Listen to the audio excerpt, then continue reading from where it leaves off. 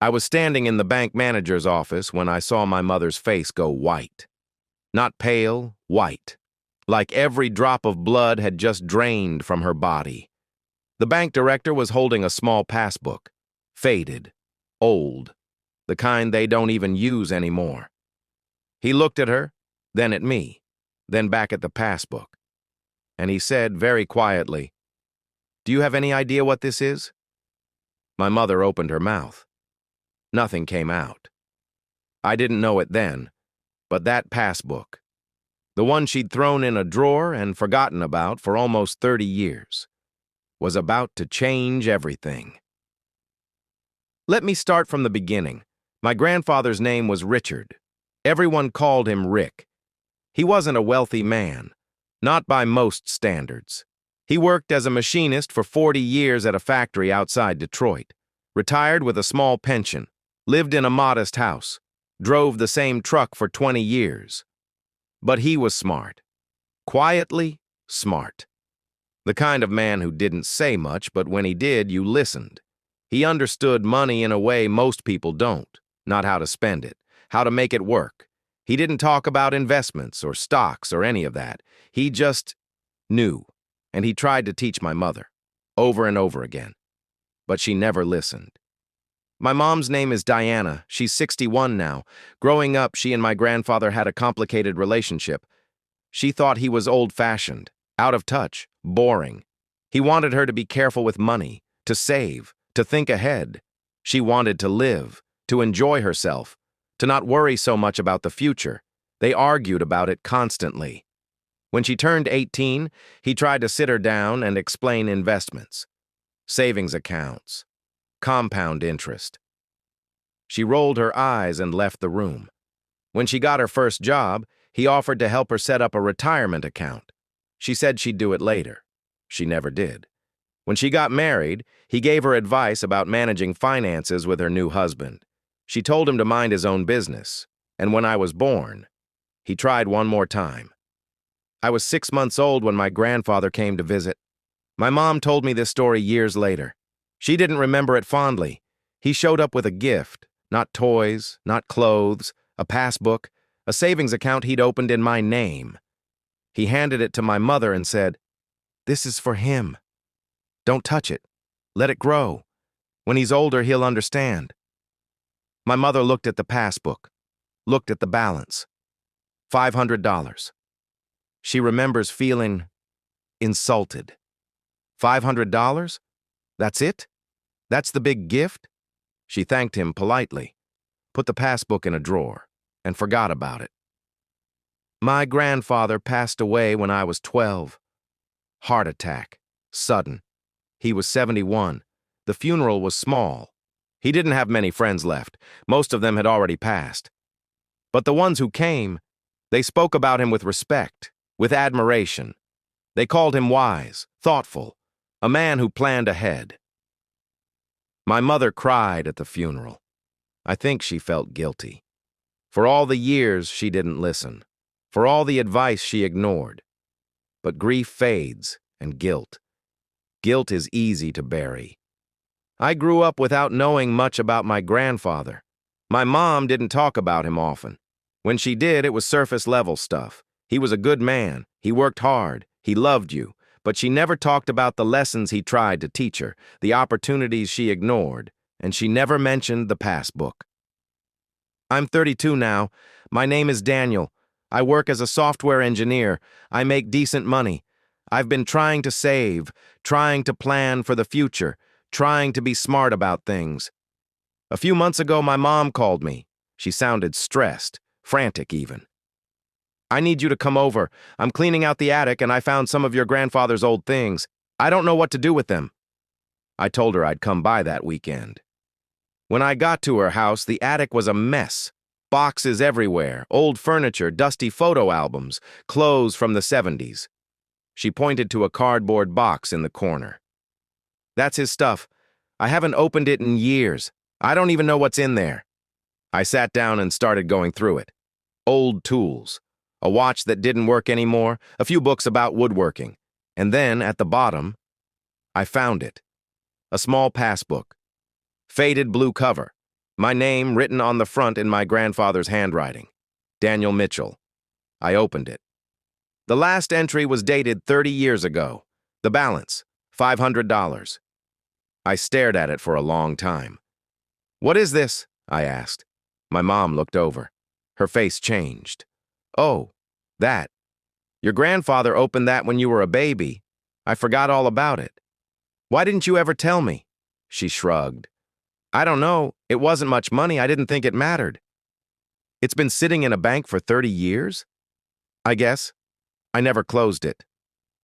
I looked at the passbook again, at my grandfather's handwriting, and I felt something I couldn't quite name. The next day I went to the bank. The branch listed on the passbook was still there. Same location. Different name now, after a few mergers, but the building was the same. I walked in, waited in line, and when it was my turn, I handed the passbook to the teller. "I'd like to check the balance on this account." She looked at the passbook, frowned. "This is really old. Let me get a manager." She disappeared into a back office.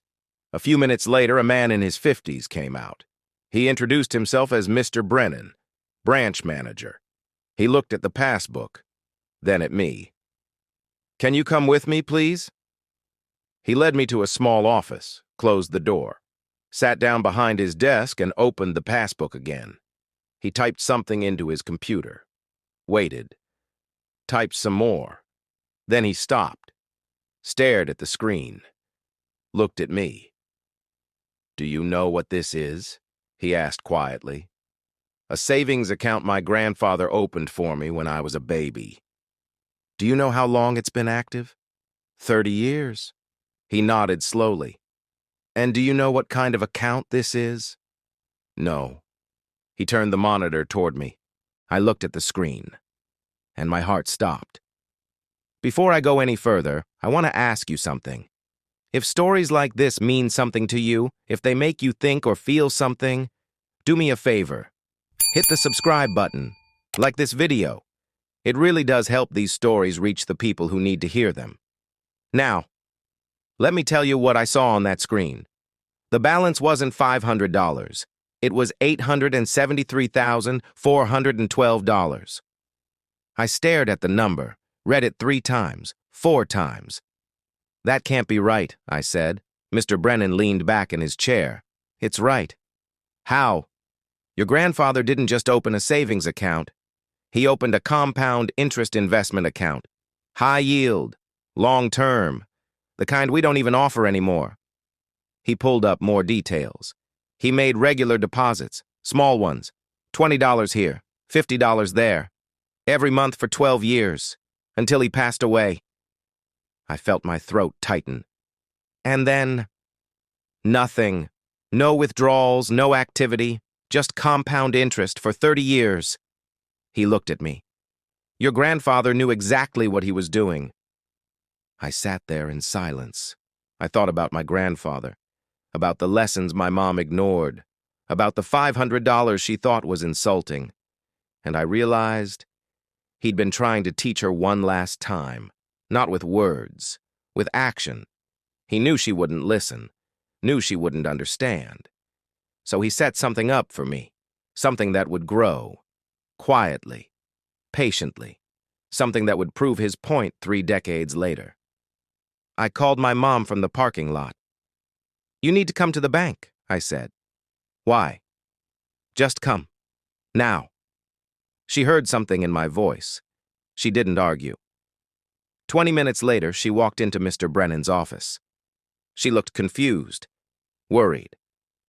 "What's going on?" she asked. I handed her the passbook.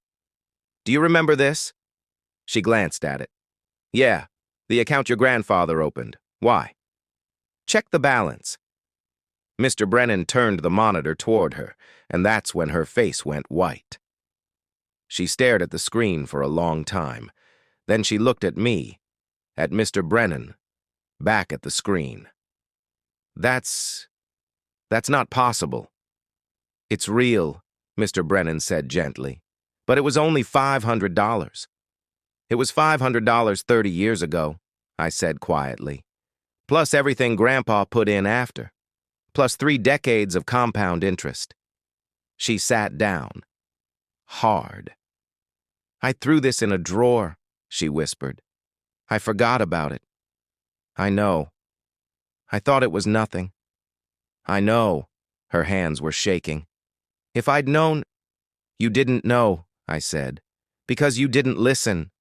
She looked up at me, eyes filled with tears. "He tried to tell you," I continued, "over and over, about saving, about investing, about thinking long-term, and you ignored him. I didn't understand. You didn't want to understand."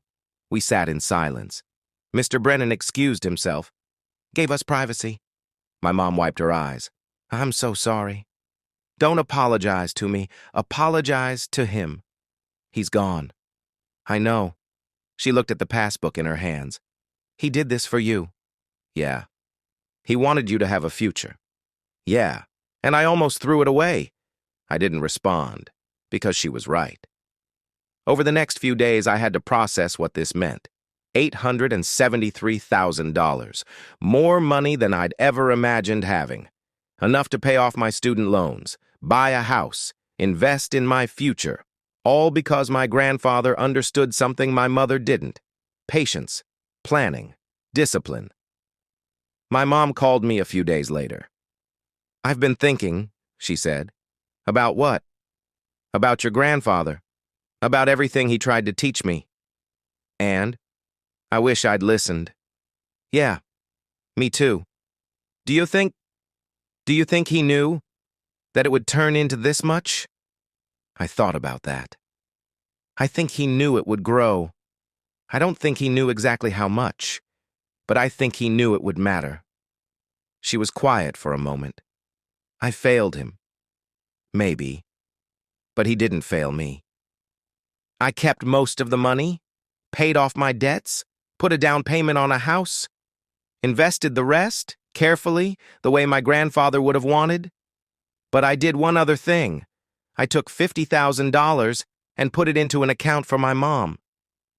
I didn't tell her about it right away. I waited until her birthday, handed her a passbook, a new one. She opened it, saw the balance, and she cried. "Why?" she asked. "Because Grandpa would have wanted you to have a second chance." "I don't deserve this."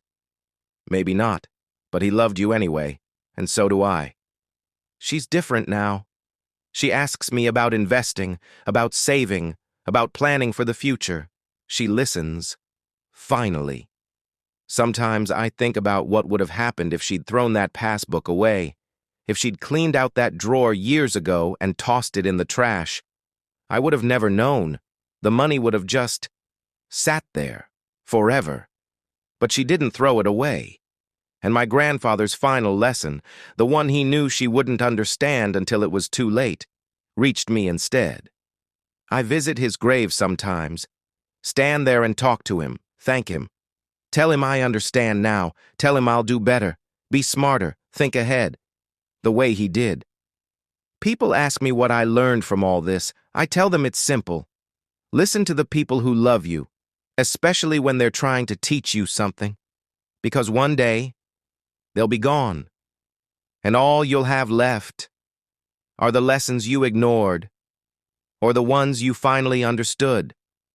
That passbook sat in a drawer for 30 years. Forgotten, dismissed, thought to be worthless. But it wasn't worthless. It was a gift, not just of money, but of wisdom, and patience, and love. My mom keeps her passbook in a safe now. She looks at it sometimes, reminds herself of what she almost lost, and what she's been given, a second chance. Not everyone gets that. I think about my grandfather a lot, about the man he was, the lessons he tried to share. I think about how easy it would have been for him to give up, to stop trying to teach my mom, but he didn't. He kept trying. And when he realized she'd never listen, he made sure I would benefit anyway. That's love, quiet, patient, unconditional. If this story touched you, if it made you think about the people in your life who tried to teach you something you didn't want to hear, take a second to like this video and subscribe. Stories like this need to be shared. They need to reach the people who need them. I'll leave you with this. There's a difference between a gift and a lesson. A gift is something you receive. A lesson is something you earn. My grandfather gave me both, and it took me 30 years to unwrap them. Don't wait that long. Listen now. Learn now. While the people who love you are still here to teach you. Because one day, all you'll have is a passbook, and the choice of whether to open it or throw it away.